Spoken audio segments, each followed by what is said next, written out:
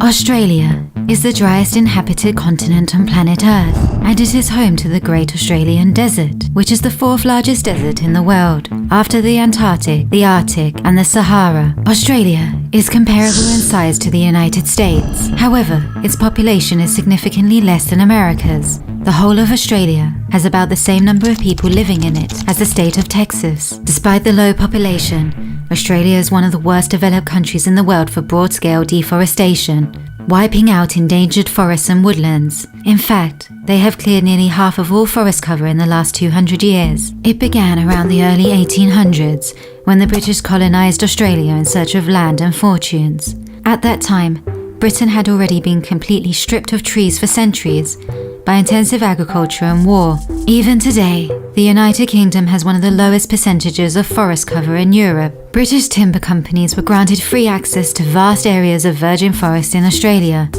and trees were felled for agriculture and railway tracks, which were constructed alongside other transit infrastructure, such as roads, bridges, and jetties. By the 1880s, concerns about stripping the forest were being raised, but no steps towards conservation were taken. And now, Australia has become the worst offending country in the world for mammal extinctions. 55 wildlife species plus 37 plant species have gone extinct. The widespread deforestation has resulted in 55% of all Australian land area being used for agricultural purposes, and around 72% of all agricultural output is exported. Meat and live animals has been the fastest growing export segment, growing 33% in value. However, agriculture only accounts for 1.9% of the value-added GDP and 2.5% of all employment in 2020 and 2021. The widespread land degradation has resulted in man-made desertification after centuries of tilling, and the introduction of non-native grasses has taken its toll on the landscape. However, some regions in Australia are starting to turn this around, transforming large areas of degraded land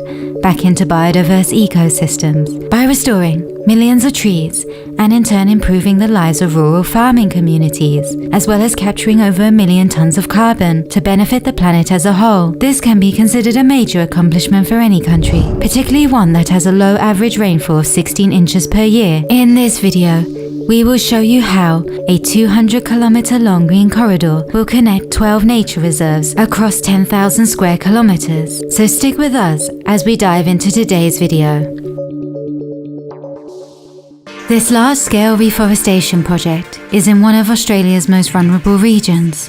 Nearly 20 million trees across 10,000 hectares of degraded farmland have been planted, transforming barren areas of parched earth into forests rich in biodiversity. Carbon Neutral is a biodiverse carbon sink developer working on some of Australia's largest reforestation projects. This project is part of the Yarra Yarra Biodiversity Corridor in Western Australia's Midwest, connecting vital areas of land in the Yarra Yarra Biodiversity Corridor.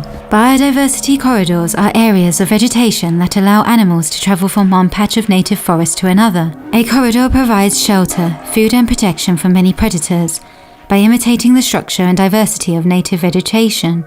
The forests contain 30 to 50 different native species. All of the seeds are collected from within 20 kilometers of the project area, ensuring they are located and adapted to the area, helping to restore the native biodiversity. Soil types across the project areas have been analysed, so suitable species could be selected for planting. It reclaims a lot of salt land and is helping to prevent wind and water erosion, as well as providing significant habitat for flora and fauna, including some of Australia's rare and endangered species like the Nally fowl and the Carnaby black cockatoo.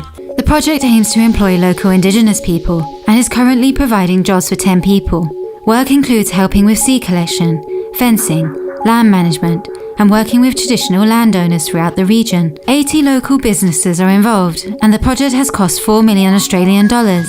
The project is situated in Western Australia's wheat belt, an area cleared for agricultural land. And intensive farming has caused erosion and degradation of the soil, devastating native ecosystems and habitats for wildlife.